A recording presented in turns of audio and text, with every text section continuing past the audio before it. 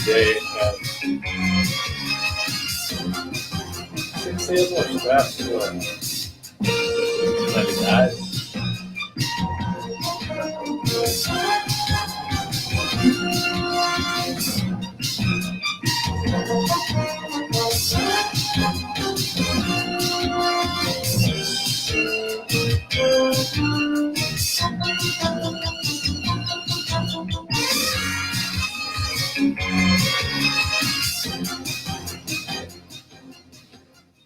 Boa tarde.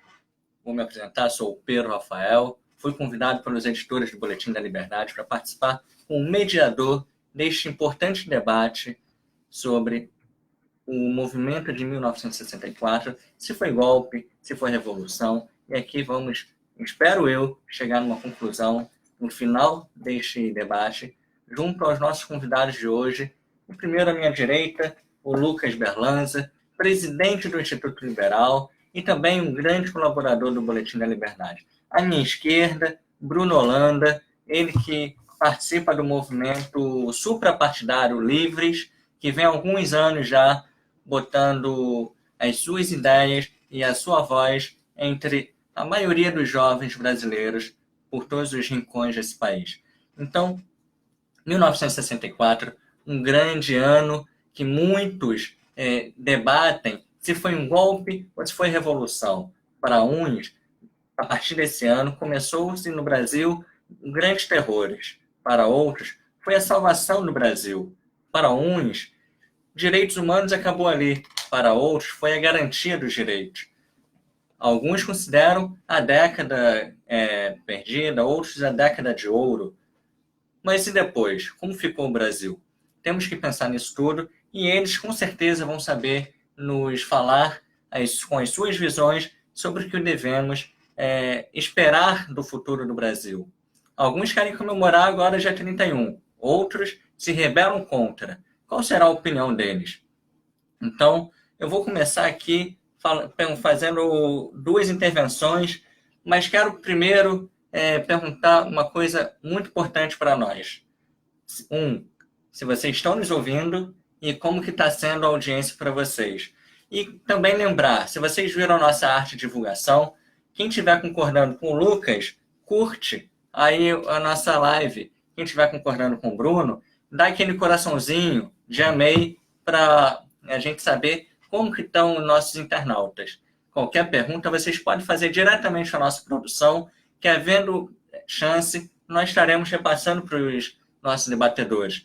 Mas vou começar com vocês e perguntando, foi golpe ou não foi golpe? Deve-se comemorar ou não se deve comemorar? Agora, no dia 31, como nosso presidente Jair Bolsonaro indicou para os quartéis fazerem. Então, passo primeiro a palavra e peço também para se apresentar para o Bruno Holanda, do Movimento Livres. Obrigado e que tenhamos todos um ótimo debate. Bom, boa tarde a todos, boa tarde aos colegas. Para começar, eu acho que início de conversa, na minha opinião, já é tema passado. Na minha opinião, foi golpe, e eu acho que isso deveria ser consensual a essa altura do campeonato. E ponto 2, sendo golpe, não deveria ser comemorado. Bom, agora eu vou me apresentando rapidinho. Meu nome é Bruno Holanda, eu sou membro fundador do Livres aqui no Rio, junto com alguns outros colegas. Tenho algum trabalho sobre isso, o tema me é caro já há algum tempo, a minha monografia, eu sou sociólogo, fundado pela UF, a minha monografia em parte sobre o período ditatorial. Então isso me é um tema muito caro e sensível. Na minha opinião, é indiscutível, é golpe sim, desde 1964, com o AI-1 e o AI-2 principalmente, que começam as cassações dos direitos políticos, começam as cassações da oposição de maneira geral. Lembrando que, se eu não me engano, ainda em 64, no início de 65, JK já é um dos cassados, mais 35 congressistas brasileiros, ou seja, para aí já começa o corte da liberdade. Como um bom liberal e como um representante do movimento livres, na minha opinião, não existe meia liberdade. A liberdade ela vai sendo perdida de forma fracionada. E a história é um processo longo e que vai sendo criado. As coisas não startam ou acabam de uma forma mágica, né? É um processo histórico e social que vai se desenrolando até o momento mais agressivo da ditadura militar brasileira, que é o AI-5, mas isso tudo já começa desde o AI-1. A grande vantagem da ditadura brasileira, quer dizer, a grande vantagem, eu digo, de forma epistemológica, é que a gente pode contar o progresso da agressividade da ditadura brasileira com a mão, né? É quase que uma contagem regressiva, do AI-1 ao AI-5. Isso vai crescendo exponencialmente, é uma bola de neve. É isso. Obrigado. Obrigado, Bruno. Agora com a palavra o Lucas Berlanz. Bom, minha saudação fraterna àqueles que também estão presentes aqui, àqueles que nos assistem. Respondendo diretamente à pergunta se foi golpe, se foi revolução, as expressões que geralmente pipocam para se referir ao episódio, eu acho primeiro que precisa ser feita uma separação periódica entre o processo em que se desenrolou o regime militar. Não concordo com uma visão que simplifique e unifique todos os 21 anos como sendo uma coisa só. E eu vou me centrar objetivamente em 64 para responder a pergunta, porque é em 64 que se dá o fato da ruptura institucional. Isso aí, sem dúvida nenhuma, é consensual. Houve uma ruptura institucional em 64, qualquer que seja o nome que se dê a ela. Se você pegar a palavra revolução, você vai encontrar, como só ia acontecer em diversos termos que servem de rótulos políticos ou sociais, existem polissemias, isso é inevitável no uso da língua. Você vai encontrar autores que vão tratar de revolução como sendo aquilo em que um ator social ou um conjunto de atores sociais totalmente de fora da máquina do Estado agem para suplantar a autoridade estabelecida. Nesse sentido, não se pode chamar 64 de revolução, porque quem agiu foram políticos, dentro da classe política mesmo, com alguns com mandato, e forças armadas. Forças armadas, parte da máquina do Estado. Outros chamam de revolução uma transformação abrupta e completa da sociedade, impondo-se a ela uma nova mundivisão, baseada geralmente numa plataforma filosófica completa, como é o caso do nacionalsocialismo ou da filosofia comunista russa, da Revolução Francesa. Nesse sentido, também não se pode chamar 64 de revolução, porque o regime militar e os atores sociais que fizeram o processo de 64 não tinham nenhuma mundivisão geral para impor à sociedade, como em regimes totalitários normalmente acontece. Numa outra acepção, se fala em revolução, inclusive com a expressão complexa, conjunta, revolução conservadora, quando há uma ruptura institucional no sentido ao contrário de preservar uma certa tessitura social ou política. Alguns autores chamam até a independência do Brasil de revolução conservadora, outros chamam a guerra de independência americana de revolução americana. Nesse sentido, não vejo problema em chamar o movimento de 64 de revolução. Golpe, já normalmente é uma expressão usada para se referir a um procedimento em que essa ruptura, essa derrubada da autoridade é feita por atores de dentro da máquina. E esse foi o caso do que aconteceu em 64. Então, sim, não vejo problema, dependendo da acepção por que se esteja empregando, em chamar tanto de revolução quanto de golpe. Ocorre que, pessoalmente, prefiro chamar de contragolpe, e aí a esquerda costuma levantar o argumento, não, que contragolpe não existe, mas ela referenda a designação de golpe preventivo ou de contragolpe para o que foi feito pelo Marechal Lott em 1955. Então, 2 pesos, 2 medidas.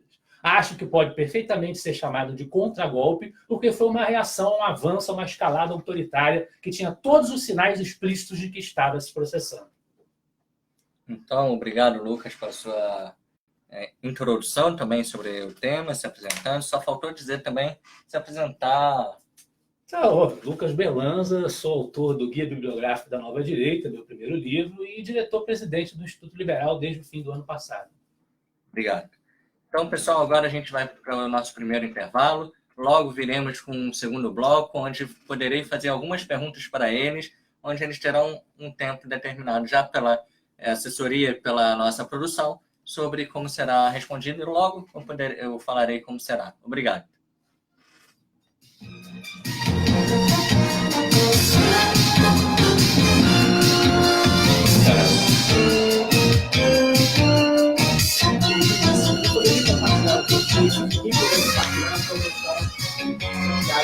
Tem que chegar no modo avião. Tem que chegar no modo avião. Está desligado aqui. Não vai sair o remoto, isso?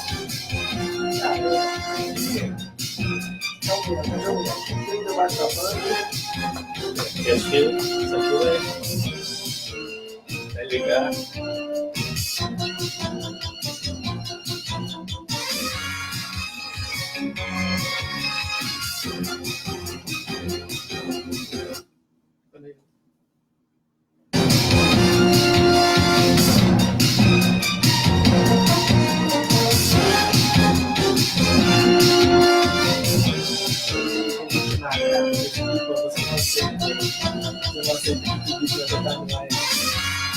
Não, tem que aceitar lá, aceitar. Porque senão fica cheio de coisa das pessoas aí.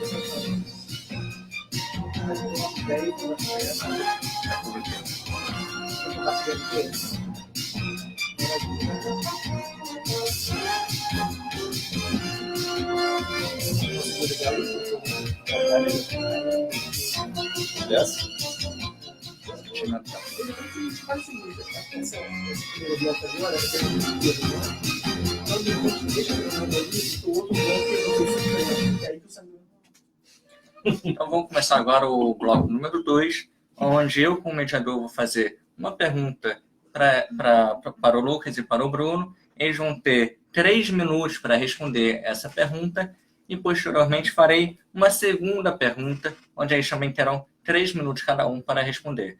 Então, a primeira pergunta é uma comparação, na verdade, entre o governo militar e o período presidencial do PT, o Partido dos Trabalhadores, onde muitos diziam que, naquela época, tivemos um grande desenvolvimento no Brasil, desenvolvimento econômico, e as pesquisas recentes demonstram que o Brasil, para não ser considerado uma década perdida economicamente, teria que crescer no ano de 2019 e 2020 algo em torno de 5,27%.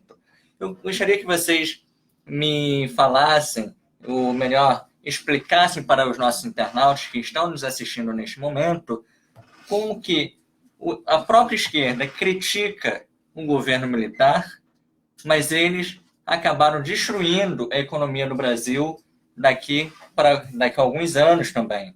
Sendo que naquela época tivemos um governo, com seus problemas ou não, conseguiram desenvolver melhor economicamente o Brasil. Então, por favor, primeiro eu passo a palavra para o Lucas. 3 minutos, por favor.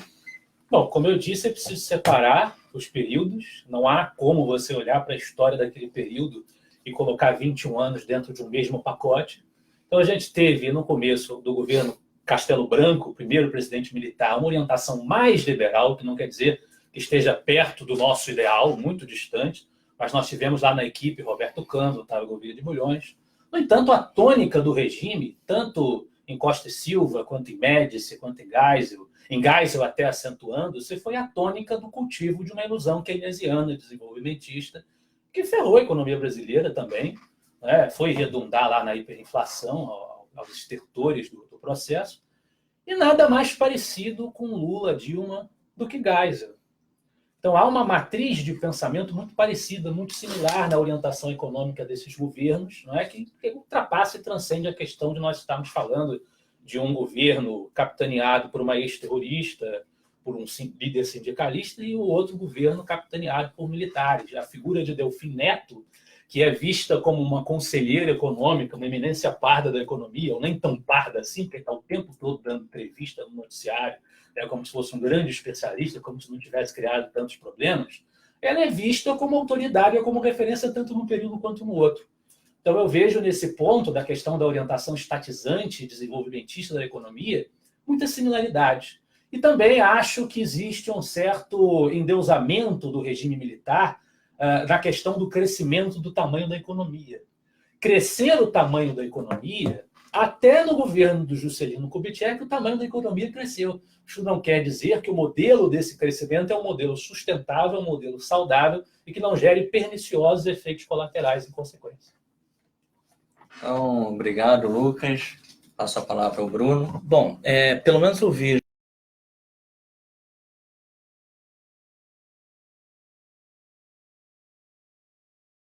algo que venha só da direita ou da esquerda. Não preciso lembrar para os colegas, por exemplo, que foi no governo do Castelo Branco que a gente tem a criação de uma série de impostos que hoje travam a nossa economia, que são muito mal pensados. ICMS, por exemplo, né? Fora o próprio plano do governo, o plano econômico... PAEG. O PAEG, exato. O plano de ação econômica do governo, exatamente, que foi catastrófico.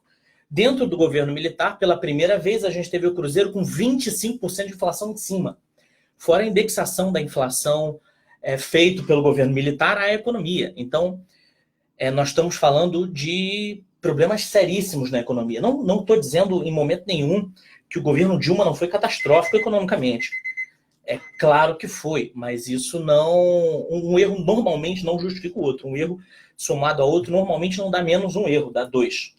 E é isso que a gente vem tendo, por isso que o Brasil não decola. O Brasil é um país que tem uma economia gigantesca, que tem uma capacidade de trabalho gigantesca, que tem capacidades naturais para crescer de forma gigantesca e não cresce porque, infelizmente, desde muito tempo, não só desde 64, a gente vem tendo planos de governo catastróficos. E aí a gente não precisa só parar em Dilma e Castelo Branco. A gente pode falar de vários deles, plano do Sarney, Collor, etc. Isso é muito complexo. Para vocês terem uma ideia, hoje o Brasil tem 4 vezes mais estatais que o segundo país com mais estatais no mundo. E uma grande parte dessas estatais veio no governo Castelo Branco e no governo Figueiredo também, se eu não me engano. Se hoje a gente privatizasse a metade das estatais, a gente ainda tem o dobro de estatais que tem o segundo país com o maior número de estatais no mundo. Para se ter uma ideia, a China tem 5 estatais. 5. O Brasil tem 1. Então é isso. Obrigado, Bruno, pelas suas palavras, pela sua explicação. Hoje eu vou passar agora para a segunda pergunta, que é o tema de direitos humanos. Com principalmente a AI-5, tivemos uma vasta interferência do governo na vida política e pessoal de muitos de nossos políticos naquela época, artistas, quando muitos tiveram que sair fugindo do Brasil para outros países, para a Europa, para o Chile, até mesmo os Estados Unidos, alguns, ou para outros países. E hoje a grande parte, ou melhor, toda a esquerda critica o governo o período de 64 aos anos 80 sobre os direitos humanos. Queria saber exatamente de vocês o que vocês acham sobre esses casos de direitos humanos, comparado com pós-governo militar também até os dias de hoje, e como que isso poderia ser evitado naquela época.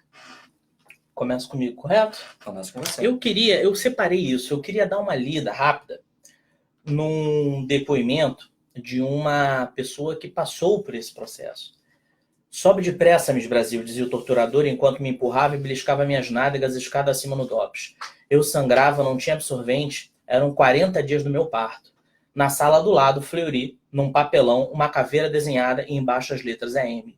Esquadrão da Morte. E isso não se inicia só do AI-5 para frente. Eu venho dito isso desde o início. O bom da ditadura militar brasileira é que a gente vai subindo o escalão de forma progressiva do AI-1 ao AI-5. Em 64 já existem uma série de denúncias sobre tortura e sobre mortes oficiais durante o governo ditatorial. Em 64, se eu não me engano, já haviam 20 mortes e denúncias de tortura pelo governo. Há que se concordar que daí é para cima, né? Daí é para cima. Não preciso pensar nem sobre do AI-5 para cima, a gente pode vir do AI-2, do AI-1 mesmo, do AI-2 para cá. Em 1965, O livro Tortura e Torturados, do jornalista Márcio Moreira Alves, já falava sobre torturas e escândalos de crimes sexuais, inclusive, dentro dos governos. Eu queria invertir o ônus da prova, na verdade. Eu queria que me fosse provado que não existiu. Porque de prova eu tenho para mais de um dia de conversa. Fora isso, assim, dentro do governo, se a gente fosse tentar fazer um recorte entre dita branda antes do AI-5 e depois, para começar, o pau de arara é pré-AI-5. Para começar, a instituição do pau de arara é pré-AI-5, não só do pau de arara. Mas, se eu não me engano, fechamento da Uni. Vamos lá. A própria SNI, Serviço Nacional de Informação, é pré-AI-5. Então, bom, direitos humanos, além das torturas, além dos casos de morte, além de uma série de presos políticos que são encontrados enforcados, suicídios dentro de presídios, né? Você também tem os direitos humanos em relação à sociedade civil de maneira geral. Fechamento da Uni, cassação de uma série de mandatos políticos de políticos, você tem uma série de cassações e de exonerações também de funcionários públicos que eram contra o próprio regime. Isso, além de ser antiliberal, antidemocrático, fere também os direitos humanos. Obrigado, Bruno. Passo a palavra ao Lucas. Bom, arbitrariedades, avanços sobre direitos individuais, excessos de violência na repressão do Estado contra o cidadão, nós temos, no mínimo, desde Finito Miller no Estado Novo. E na República Velha mesmo, se você for recuar, você tem repressões extremamente delirantes e ensandecidas no governo Arthur Bernardes. Se recuar, você vai encontrar isso em Floriano Peixoto. Então, não se trata de uma exclusividade ou de uma excepcionalidade do período militar, não é? O que, de modo algum, justifica, em qualquer época, em qualquer tempo, que esse tipo de prática seja exercida. Práticas de violência e de tortura. Cassações de quem estava subvertendo as instituições e a ordem no primeiro momento, uma lista que tinha ali 100 e tantos nomes, né, que foram no próprio ato institucional número 1, eu particularmente acho que é uma consequência natural de um processo de ruptura que se fez necessário no quadro construído pelo janguismo, pelo brizolismo e pelo comunismo nos anos que antecederam essa ruptura.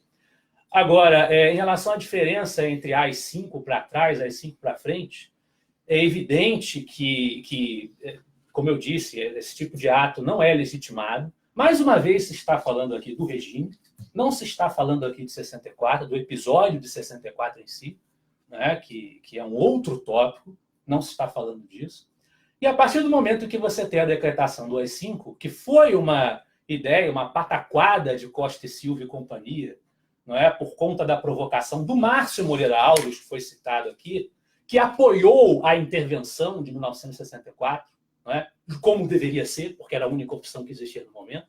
Logo depois voltou-se contra o regime militar porque entendeu que os militares passaram de todos os limites e traíram o ideal do movimento de 64. Traíram, foram traidores, essa é a palavra, para os militares que alicerçam o regime. Mas é a partir do AI-5 que se dá, porque Márcio Moreira Alves critica o governo, faz o famoso discurso dele no parlamento, de que os militares deveriam fazer greve até no relacionamento, as mulheres deveriam fazer greve no relacionamento com os militares, em protesto. E o senhor Costa e Silva se enfurece com esse discurso, que é um exercício mero da liberdade de expressão, todos nós devemos defender, se enfurece com aquilo e manda o Congresso cassar o mandato do Márcio Moreira Alves. O Congresso se recusa a cassar, não é? O que mostra que não se tratava ainda de uma ditadura, e sim de uma república oligárquico-militarista, como foi a República Oligarca do começo do século XX, né, e final do século XIX, e estabelece o AI-5, do alto da sua sumidade, do seu autoritarismo, que ali dá ao governo, ao Poder Executivo, a prerrogativa de fechar, dissolver Congresso, caçar STF, suspender habeas corpus, intervir em assembleias estaduais, enfim. A partir daí, é inquestionável e inequívoco que todas as condições e as características necessárias para se referir a algo como ditadura se consumam.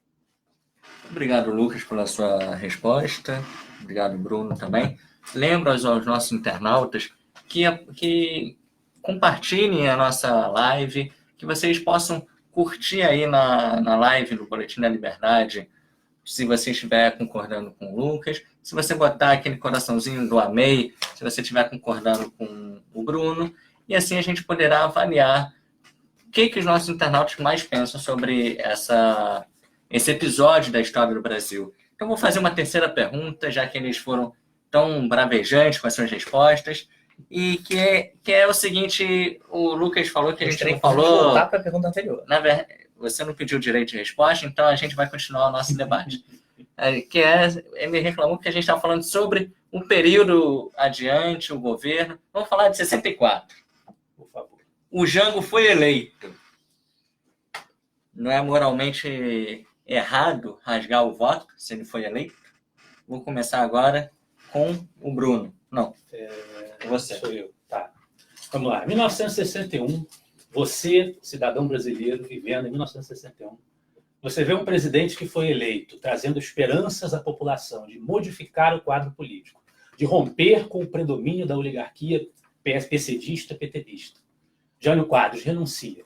Joga o país num quadro de profunda incerteza. O vice, naquela legislação ridícula, que faz com que o vice seja eleito separado ao presidente, é João Goulart. Uma figura que foi filhote da ditadura do Estado Novo, filhote do Vargueiro, uma figura que tinha, como ministro do Trabalho, sido complacente, contemporizado com greves absurdas dos comunistas, pedindo majorações absurdas de salário. Você vê João Goulart assumir através da assimilação pelo sistema político de uma emenda parlamentarista ilegal. Nós estamos num país em que as instituições são frágeis e em que todos os episódios políticos passam por tutelas e intervenções brancas dos militares o tempo inteiro para garantir as situações políticas. Esse presidente assume, já se sabendo que ele teria enorme poder ainda, que o parlamentarismo não reduziria o seu poder, que ele teria influência direta no que adviria e que ele voltaria a recuperar os poderes plenos presidenciais. Depois de Tancredo Neves, você tem Brochado da Rocha e Hermes Lima como primeiros ministros, socialistas, brizolistas, que comandam de cima o achaque e a chantagem à sociedade, convocando greves dos sindicatos para pressionar pela devolução desses poderes. Voltam esses poderes. Você tem Brizola, cunhado de Jango, na rádio, incitando a formação do Grupo dos 11, de grupos revolucionários, para sublevar-se e derrubar a ordem institucional. Você tem sargentos militares de baixas patentes se rebelando contra a lei e contra as autoridades, defendendo reformas e transformações profundas na Constituição e querendo ser eleitos para representar as suas ideias esquerdistas, vinculando-se ao CGT e ao sindicato de esquerda. Você tem João Goulart apoiando a chegada a postos estratégicos dentro das centrais sindicais de comunistas, todos eles, evidentemente, financiados com imposto sindical. Chega-se ao apogeu com o comício da Central em 13 de março. Num mundo em Guerra Fria, um mundo em que civilizações e mundivisões estão em choque, você tem um comício que o presidente pega no microfone, sobe à tribuna, clama contra a democracia burguesa, que precisa ser destruída, a democracia dos privilégios. Seu cunhado Brizola pega o microfone e clama pela reforma da Constituição por um governo plebiscitário, clama pela legalização do PCB, que está lá presente com as suas bandeiras, PCB que era ilegal, não vou discutir aqui se deveria ser ou não, mas é ilegal. Enfim, e depois você tem a chancela de uma rebelião de militares, chegando aos militares, chegando às Forças Armadas, a degradação do contexto. O que você faria? Bom, Bruno, acho que para começar essa discussão a gente tem que olhar contextualmente. O colega falou sobre fragilidade das instituições e a necessidade de intervenções militares a todo momento. É por isso, simplesmente por isso, que as instituições brasileiras são frágeis. Porque toda vez que alguma coisa acontece, algum maluco pede uma intervenção militar. A verdade é essa. Algum maluco pede uma intervenção militar. E isso vem acontecendo, concordo com você, historicamente, mas, infelizmente, erros históricos se repetem. Isso não os faz mais corretos por se repetirem historicamente. Duas coisas que eu vejo claramente na palavra do colega é uma falta de amor pela liberdade de expressão um do outro.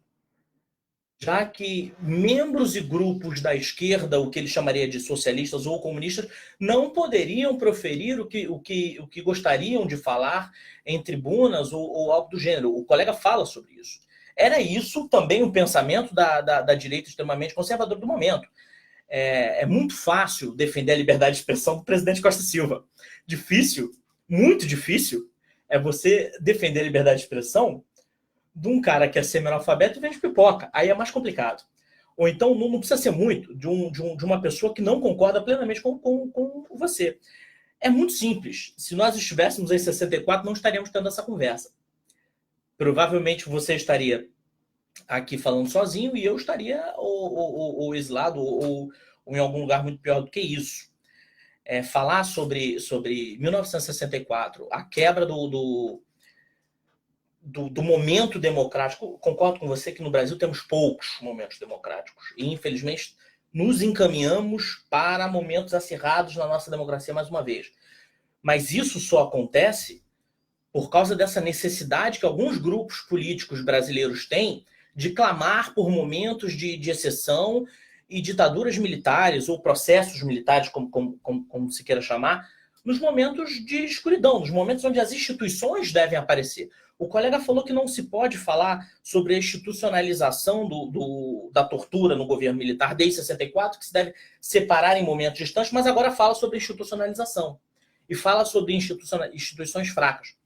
Bom, o governo militar só começa o processo realmente depois do AI-5, porque são mudanças claras ali de política de presidente para presidente, uma visão, na minha opinião, muito mais personalista do que institucional, e agora a mudança de visão quando se pode, para que se veja as instituições do momento e a situação em que a coisa acontecia. Sinceramente, discordo da opinião do colega. Graças a Deus podemos discordar porque não estamos mais em 64. Então, finalizamos aqui o nosso segundo bloco, onde eu, como mediador, fiz 3 perguntas para nossos debatedores e já voltamos para o terceiro bloco, onde eles se farão perguntas com direito a uma réplica. Obrigado.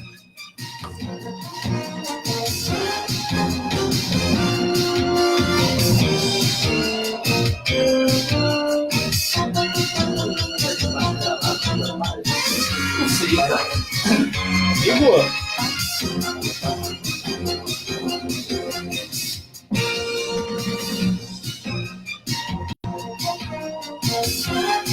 Tem alguma pergunta aí? Tem pergunta aí? Onde é que boletim aberto?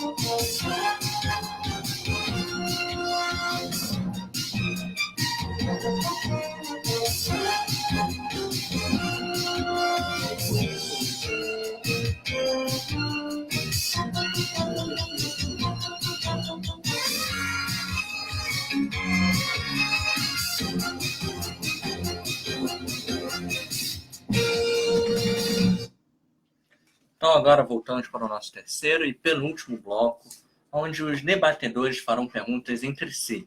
Então, vou resumir como será a sua estrutura. O Lucas vai começar perguntando ao Bruno uma pergunta de 1 minuto. O Bruno terá direito de responder por 3 minutos e, assim, o Lucas terá o direito de uma réplica por 2 minutos. Se alguns debatedores quiserem um direito de resposta, por favor, só levantar a mão e sinalizar o pedido de direito de resposta, que a nossa produção vai avaliar e logo me informará se será possível. E logo depois, novamente, será a pergunta do Bruno ao Lucas, com a mesma estrutura informada anteriormente. Lembro a vocês, nossos internautas, que compartilhem a nossa live, porque o Boletim da Liberdade ele sobrevive graças à mídia que vocês proporcionam a ele. Nós trazemos a informação isenta, trazemos os nossos debatedores para que possamos tirar, que cada um possa tirar a sua conclusão. E assim, o boletim viverá com a sua assinatura. Então, por favor, compartilhe, comente e curta se você estiver gostando de algum deles. Então, Lucas, por favor, 1 minuto para a sua pergunta. Bom, graças a Deus nós estamos aqui conversando, porque não foi para frente um projeto totalitário da extrema-esquerda e nem foi para frente o projeto de uma reedição do Estado Novo por parte do senhor João Goulart. Minha pergunta é o que é que você faria em 1964? Posso? Pode. Olha, para começar, eu sou um grande defensor das liberdades. E as liberdades, elas são basicamente para todos. Então, para início de conversa, eu acho que os debates deveriam aparecer em público. Um grande problema da nossa sociedade brasileira é tentar colocar a sociedade em si para fora dos debates das elites, tanto economicamente quanto politicamente. E quando eu digo sociedade elite, parece uma coisa meio lulista, meio maluca, mas não é esse o ponto, exatamente. O ponto é muito simples. Discute-se sobre o que deve ser feito do cidadão e do dinheiro que está no bolso dele e ninguém sabe o que está sendo falado. A verdade é essa, em 1964 não era diferente. A gente deve lembrar, muito simplesmente, que mesmo com a situação que o colega vem contando, João Goulart tinha sido eleito, tinha certa aprovação, tinha uma aprovação, inclusive, bem razoável em algumas partes do país, com mais de 54% de intenção de voto. Então, não estamos falando necessariamente de um candidato desconhecido ou de um candidato que não tivesse o apoio popular. Concordo com o colega também que uma parte da sociedade... Muita gente fala sobre ditadura militar, mas ninguém fala muito sobre ditadura cívico-militar. Porque existiram parte da sociedade civil que sim, apoiaram o governo militar. E sim, depois de um período, e digo às vezes até de um breve período, foram contra o governo militar. Inclusive o Correio do Amanhã, que foi um dos jornais que apoiou o golpe inicialmente, mas que 3 meses depois já estava batendo o pau em cima, porque de fato, economicamente não houve um plano decente, socialmente não houve um plano decente, ou seja, na minha opinião, desastre completo. Se eu estivesse em 1964, o que eu faria? Bom, se eu estivesse em 1964, o que eu faria provavelmente era defender as liberdades e ir contra qualquer, eu digo qualquer, ação anti a manutenção dos direitos humanos. Eu acho que governos não podem fazer esse tipo de coisa. Eu escutei há pouco tempo, graças a mudanças que a gente vem tendo na nossa política, uma música que dizia a seguinte frase: você quer a paz, eu também quero, mas o Estado não tem direito de matar ninguém. Isso é um fato. Ah, mas o governo militar matou igual... Mas olha, você me desculpa, um governo não pode agir como age um grupo civil terrorista. Para começar, se você tem um governo institucional com um exército por trás, você não pode, de maneira nenhuma, pegar as ações e usar as mesmas táticas de guerrilha que um grupo terrorista. Você imagina se o governo americano, se os governos europeus começassem a tratar como os seus prisioneiros como tratam os grupos terroristas do Oriente Médio. Obrigado, Bruno, pela sua resposta. 2 minutos para a réplica. Bom, mais uma vez, nós temos um descolamento do quadro real que se verificava em 64. Concordo plenamente com a necessidade de nós fortalecermos a consciência da sociedade civil, que era limitadíssima naquele momento. Acho que nós estamos muito melhores hoje nesse sentido, né? No entanto, foge-se da questão da rebelião dos sargentos, da chegada do esquerdismo, do nacionalismo, do socialismo aos meios militares, quebrando-se, rompendo-se a hierarquia das Forças Armadas, no momento em que, repito, a presença e a tutela das Forças Armadas no sistema político era tremenda e sensível. Obrigado, Lucas. Então, vou passar para a pergunta do debatedor Bruno Holanda. 1 minuto para perguntar. Colega, é fácil a gente falar o que aconteceria caso o golpe de 64 fosse amanhã. Mas e 6 meses depois, 1 ano depois, de 1965, 1966, depois do pau de arara, depois do fechamento da Uni, depois de uma série de... Nós não estamos falando do AI-5 ainda. Eu não estou nem botando o AI-5, se for para botar o AI-5, aí vira um esculacho. Do AI-5 para trás. Até o AI-5, 1966, qual seria a sua posição vendo um colega seu de faculdade sendo carregado num pau de arara? Vendo uma colega sua de faculdade tendo um rato sendo colocado na vagina? qual seria a sua atitude? O senhor defenderia como defende hoje? Por favor, Lucas, 3 minutos para a sua resposta. Bom, eu não vi, em momento algum, eu manifestar qualquer tipo de defesa, esse tipo de atrocidade que foi mencionada aqui. Colocar nada na vagina de ninguém. Se eu tivesse visto alguma coisa, meu pai foi estudante no período do regime militar, viu estudantes serem levados das universidades, nenhum deles acabou tendo, os que ele presenciou naturalmente, acabou tendo qualquer maior consequência em relação a isso, voltavam para a faculdade. Naquela época já tínhamos os estudantes profissionais, eram estudantes antigos que frequentavam ali só para fazer militância de esquerda, isso não é novidade do momento. A minha posição nos anos 60 seria rigorosamente a mesma que a do grande tribuno e ex-governador da Guanabara, Carlos Lacerda. Apoio à intervenção de 31 de março de 64 e contestação veemente à prorrogação do regime e à continuidade do autoritarismo militar. Obrigado, Lucas. Passo para a réplica do Bruno Holanda, que tem 2 minutos. Obrigado. É isso que me choca. O que me choca é porque eu acho que se fosse a priori, eu até entendo alguma coisa. Agora, defender um regime desse, a posteriori, pós-festum, eu acho que é de uma atrocidade absurda. Porque se sabe, pós-festum, o que aconteceu. Eu acho que, a priori, erros acontecem. Às vezes a gente tem um erro de julgamento inicial e percebe que aquilo não se fez como seria.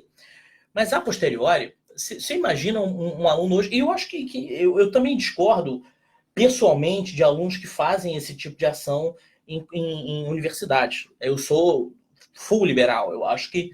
Mas eles têm o direito de fazer isso. Graças a Deus.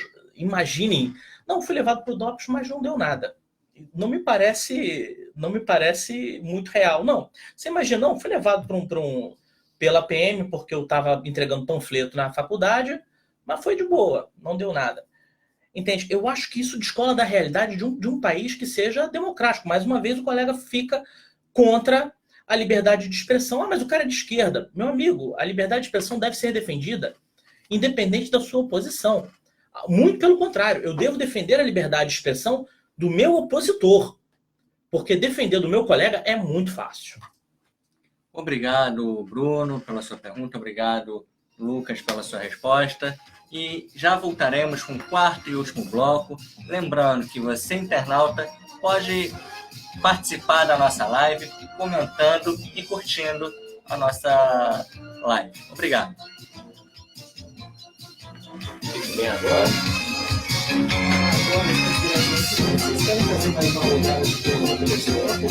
Eu ia fazer aquela outra pergunta que a gente tinha falado. Para fechar.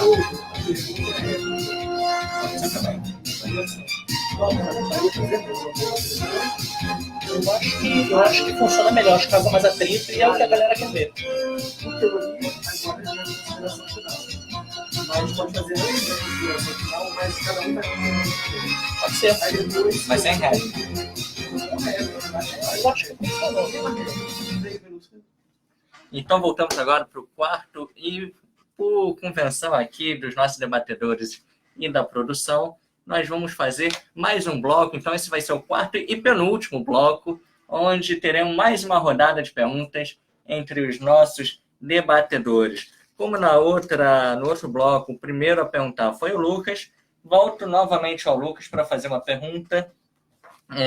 Aliás, agora eu vou começar com o Bruno para inverter a ordem, perdão. Então o Bruno fará a sua pergunta para o Lucas, que tem 1 minuto. Bom, eu acho que para a gente sair um pouco do tema de direitos humanos, eu acho que isso é jogar baixo. Falar sobre direitos humanos na ditadura militar, eu acho que é jogar baixo. Vamos para o tema mais econômico. Como você, se considerando um liberal, consegue defender um dos períodos históricos, um dos momentos históricos no país, com um bom número de estatizações, com um momento que levou a hiperinflação, a maior hiperinflação do mundo, um momento que levou a níveis de desemprego e inflação altíssimos. Como eu disse anteriormente, nós temos hoje 4 vezes mais estatais do que o segundo país com o maior número de estatais no mundo, graças ao governo militar. Como um liberal consegue defender esse viés econômico? Pode responder? Pode responder. 3 Bom, minutos da resposta. Tá, bom, primeiro, em relação ao comentário anterior, mais uma vez, eu relatei um fato exposto pelo meu pai, da experiência pessoal dele. Não disse em momento algum que deveria ser assim, que deveria ser feito dessa forma, nem tampouco acredito que isso seja o caso de todos, né? Cada um tem a sua experiência. Nós estamos falando de um regime que foi autoritário, mas não foi totalitário, no sentido de que não tem essa mundivisão que abarca todos os aspectos da vida. Então, cada pessoa que vivenciou o regime tem uma experiência diferente. Tem aqueles que vão ser o alvo direto da agressão, tem aqueles que vivem as suas vidas de maneira relativamente tranquila e comum, que acredito eu foi a grande maioria, né? Pela relação estatística das experiências que a gente observa relatadas. Em segundo lugar, o nobre colega mais uma vez faz a traquinagem de dizer que eu defendo o regime ou a ditadura militar. Eu não defendo o regime nem a ditadura militar. Eu acabei de falar aqui que os militares foram os belos dos traidores, traíram o movimento de 64. Estão se colocando palavras na minha boca novamente, né? Não assino embaixo de nada no que diz respeito ao modelo econômico dos presidentes militares. Acho que existe aí um certo equívoco da parte dele em relação a Castelo Branco, porque o Paeg reduziu a inflação, né? Os dados mostram isso. Existem aspectos defeituosos do plano econômico dele, sim. Lacerda mesmo criticou o Paeg, combateu o Roberto Campos, mas ele teve um dos melhores resultados da época, que inclusive facilitou a questão do milagre econômico, mas de resto, tudo errado. Os militares foram uma bela porcaria, o governo que eles fizeram. Tem as suas conquistas infraestruturais, que a gente não discute, tem algumas conquistas no sentido da integração do país, que até autores de esquerda reconhecem, mas o fundamento e a essência da lógica da coisa é totalmente questionável e criticável. Eu não assino embaixo de nada. Obrigado, Lucas, pela sua resposta. Passo a palavra para o Bruno para que possa proferir a sua réplica durante 2 minutos. Bom, o colega, então, felizmente, concordamos com algumas coisas, porque não tem como defender, né? Para começar, a gente vai sair um pouco também daquele período que o pessoal chama do fora da ditabranda, né? De 64 a 79. O governo Figueiredo, por exemplo, sogro do presidente, tinha com sociedade com o bicheiro Castor de Andrade, uma siderúrgica no Rio de Janeiro que vendia para o Exército. Fora a infraestrutura, isso falando de infraestrutura, fora as obras hiperfaturadas e a falta de um... É porque muita gente hoje fala, mas não tinha corrupção no governo militar. Não tinha, na verdade, um Ministério Público com capacidade e nem alguém que tivesse peito para reclamar. Porque se o Castor de Andrade, que era um procurado político, almoçava à tarde no Copacabana Palace com o presidente da República e à noite fechava negócio com o sogro dele para vender para o governo, é porque a coisa não está indo bem. É basicamente isso, uma criação absurda. O Paeg chega a 25% de inflação pela primeira vez no Brasil. O Cruzeiro chegava a 25% de inflação. Em 66, se eu não me engano. 25% de inflação. Né? E tanto é que depois a gente chega na hiperinflação anos depois, graças, não obviamente só a Castelo Branco, mas como eu venho dizendo. A história é um processo, ela vai sendo construída e a economia também, de certa medida.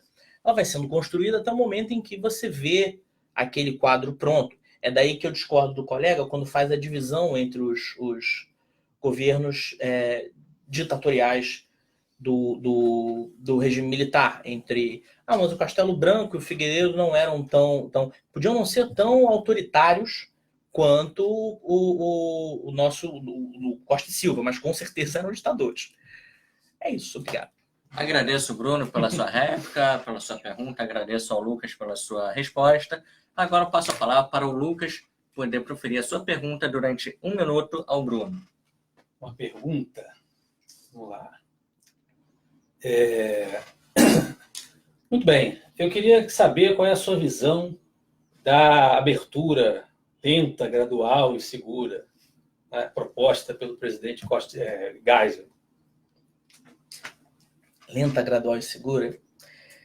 Eu tenho problemas quanto à justiça de transição no Brasil, de modo geral, por um simples motivo. O governo militar, assim como, em certa medida, os governos petistas, eles institucionalizaram e tomaram conta de uma série de instituições brasileiras. Então, você não conseguia achar um local ou uma instituição, digo física ou ideológica, da sociedade brasileira que não tivesse um representante do governo militar e que ali não estivesse agindo. Meu grande problema quanto a isso é muito simples. Essa institucionalização, os atos institucionais, por exemplo, fazem com que a justiça de transição no Brasil seja muito complexa e muito complicada. Porque isso está institucionalizado. Isso está dentro das leis do país. O governo militar atuou, inclusive, em cima do STF. Então, para você desfazer esse bolo todo, é muito complexo. É completamente diferente de outras ditaduras que ocorreram, inclusive, na América Latina, onde você consegue separar muito bem até onde o governo foi. Né? Na ditadura militar brasileira, não. Você literalmente muda a Constituição brasileira. Você literalmente age em cima do judiciário e do legislativo. Você quebra o partidarismo, você deixa uma falsa oposição, né, oposição consentida, para usar um termo acadêmico. Então, isso dificulta muito o processo. Então, de fato, é complexo. Eu tenho um professor meu que dizia isso. Quando você olha para um processo sociológico envolvendo pessoas, normalmente a pergunta é complexa. Se ela for simples, ou você está errado ou você não viu tudo. Concordo contigo que é muito complexo. Mas também acho que a gente devia ter visto melhor, por exemplo, a anistia total e irrestrita, que vem a posteriori, coisas desse gênero. Isso poderia ter sido mudado mais à frente com a justiça de transição. Infelizmente não aconteceu. Obrigado, Bruno, pela sua resposta. Agora eu passo a palavra para o Lucas Berlanza, para que possa fazer sua réplica de 2 minutos. Bom, eu vou aproveitar a oportunidade de ter mencionado o governo Geisel, que foi o grande criador das estatais no regime militar. Vou aproveitar para lembrar que no Império Brasileiro nós tínhamos um poder moderador pairando sobre as instituições. Na República Velha nós tínhamos uma série de instrumentos e parafernálias de degola, de contenção da efetiva representatividade democrática. E no regime militar, no governo Castelo Branco e nos governos de Geisel em diante, nós temos a mesma coisa. Um poder revolucionário constituinte que se estabelece no ato institucional número 1, que paira sobre a Constituição, modela, pressiona o sistema, limita bastante a representatividade da democracia. Mas a atitude de se rejeitar a cassação de Márcio Moreira Alves, que eu mencionei atrás, é uma prova de que a maneira mais adequada de se referir a isso é uma república oligárquico-militarista. Ditadura é durante a vigência do AI-5. Obrigado, Lucas, pela sua réplica. Vou agora passar para o último intervalo e vamos para o último bloco, o 5º bloco das considerações finais. Obrigado.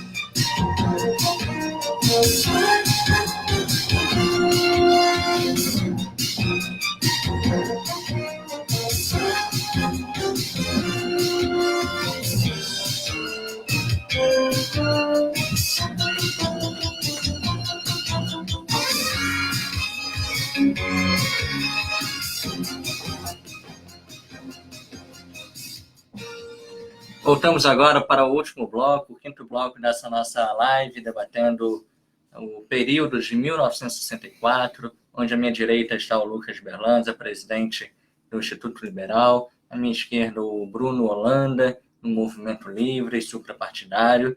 E peço aqui as considerações finais de cada um. Vou começar pelo Bruno, que com 5 minutos de duração no máximo. Bruno, por favor, até porque o nosso tempo já está estourando. E que nela você possa fazer uma avaliação geral do regime militar no Brasil e as suas consequências. Bom, para começar, eu tive a oportunidade de fazer uma linha histórica usando a internet como meio extremamente livre e democrático de ação sobre ações militares pré-AI-5, para a gente falar só sobre ditadura militar pré-AI-5. Para começar, o AI-1 já dava poder do então presidente da República de caçar deputado. Para começar, no AI-1, primeiro ato institucional que acontece no lançamento do governo militar. Já no AI-1 já pode caçar deputado. No final de 64, a gente já tem... Minto, no final de 65, a gente já tem 35 congressistas mais o JK caçados. Se isso não é ditadura, eu não sei o que é ditadura. Se você pode caçar aleatoriamente um congressista, isso para mim já é ditadura. O AI-2, além de aumentar os poderes do presidente, transforma a eleição numa eleição completamente indireta, quer dizer, institucionaliza, porque a primeira já foi, institucionaliza isso, ou seja, já tira das camadas menos favorecidas da população a possibilidade de falar. E aí a gente vem para o ato institucional número 2, ainda atinge diretamente o STF com mudanças, né? A partir de agora o presidente indica quem vai ser diretamente, sem passar por mais qualquer outra coisa, os membros do STF, ou seja, já atinge o STF também. Dos 3 poderes principais, né? dos três grandes poderes da democracia, os 3 já estão tomados pelo governo militar em 64. No início do AI-5, no início do AI-2, a coisa já está toda tomada, né? No AI-2 já se pode mexer com o legislativo, quer dizer, já se mexeu com o legislativo, nós já temos 36 deputados caçados. No AI-2 a gente já pode definir quem são os representantes do Supremo. E nós temos o presidente da República. E o AI-2 também define Não, minto. O AI-2 é presidente só. O AI-3 define todos os cargos executivos com votação indireta, sendo que nas cidades a junta militar escolhe o prefeito. Isso é o AI-3. AI-3 não é o AI-5. No AI-3, as juntas militares definem quem é o presidente das grandes capitais, das cidades de importância. Ou seja, já não tem mais votação para nada. Já não tem nem votação entre congressistas, né, no legislativo. Você tem uma junta militar que vai escolher quem é o prefeito das cidades maiores e os governadores. Existe uma votação indireta para presidente da República dentro de uma junta militar. Isso é AI-3. E é o que eu falo para vocês.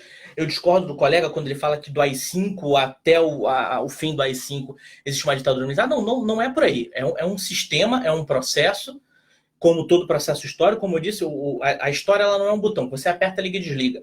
Existe um processo histórico que vai criando as situações sociais onde a gente chega. E esse processo histórico é muito claro, dá para contar na mão. Do AI-1 até o AI-5 vai aumentando exponencialmente a capacidade da ditadura militar de agir socialmente, repressivamente. Não é no AI-5, por exemplo, que é criado o DOPS. Se eu não me engano, ele é antes do AI-5. Não é no AI-5 que é criado o Serviço Nacional de Informação. Ele é em 66, ou seja, também é antes do AI-5. Ou seja, os 2 grandes aparatos institucionais da ditadura militar, os 2 grandes aparatos repressivos da ditadura militar não são criados do AI-5. Eles são criados do AI-2 para cima. E o AI-1 já dá poder para o presidente da República de caçar deputado. Então, se isso não é ditadura, meu amigo, eu não sei o que é. Antes do AI-5 já tem gente sendo carregada no pau de arara. Se isso não é ditadura, eu não sei o que é. Mais uma vez, eu peço a inversão do ônus da prova para o colega, eu quero que ele me prove que isso não é ditadura. Aonde que caçar deputado, mexer no Supremo e definir quem é prefeito e governador de cidade sem votação, sem nada, com respeito à palavra, sem porra nenhuma, não é ditadura. Obrigado. Agradeço, Bruno, pelas suas palavras finais, suas considerações finais. Agora eu passo a palavra para o Lucas, lembrando que neste bloco não são perguntas. Se ele quiser responder o que ele falou, fique a seu critério e passo a palavra para as suas considerações finais e considerando uma avaliação do que fez o regime militar e suas consequências. A grande maioria dos atos institucionais citados pelo nobre colega, se não a totalidade, tinha prazos máximos de duração. Tanto é assim que volto a falar o nosso querido Márcio Moreira Alves. O nosso querido Márcio Moreira Alves se manifestou contra o governo e não foi cassado pelo Congresso. O Congresso se rejeitou a seguir as ordens do Executivo. Se foi necessário um AI-5 para que as coisas se colocassem totalmente na mão do presidente, você tem que reconhecer que há alguma coisa errada aí. Volto à República Velha, onde nós tínhamos degola de candidatos de oposição, candidatos que tinham mandatos não reconhecidos. Nós tínhamos todo esse tipo de limitação e você não vai encontrar na literatura política ninguém que chame a república oligárquica, não estou falando da República da Espada, a república oligárquica de uma ditadura, simplesmente por isso. Né? Então, há aí, na minha opinião, um equívoco de conceituação de terminologia. E vamos à liberdade de expressão. Liberdade de expressão, maravilha, sou totalmente a favor. Mas liberdade de expressão não é o presidente, com recursos dos impostos, realizar um showmício totalitário, desafiando a Constituição, desafiando o Congresso. Liberdade de expressão não é o presidente ir paparicar militares rebelados que falam abertamente na subversão constitucional, ir paparicá-los, deixar que eles o exaltem e o engrandeçam numa manifestação pública que circulou por todos os meios de comunicação. Isso não é liberdade de expressão. Isso é um achaque, isso é uma ameaça à ordem constitucional. Isso é o patrocínio da subversão. E para que nós pudéssemos preservar um mínimo de possibilidade, de perspectiva da sobrevivência do Brasil como uma nação com um mote, com uma orientação ocidental, era preciso fazer alguma coisa. Obrigado, Lucas, pelas suas palavras finais. Eu, Pedro Rafael, mediei esse debate entre o Lucas Berlanza, presidente do Instituto Liberal, Bruno Holanda, representante do Movimento Livres. Nós e toda a produção do Boletim da Liberdade agradecemos e pedimos novamente que compartilhem essa live para que ela fique disponível para que todos possam assistir e que entrem no site www.boletindaliberdade.com.br, olhem o nosso conteúdo e, se gostar, aproveita e assina o nosso pacote para que você tenha acesso a irrestritos benefícios possíveis do site. Muito obrigado e que tenhamos todos uma boa tarde.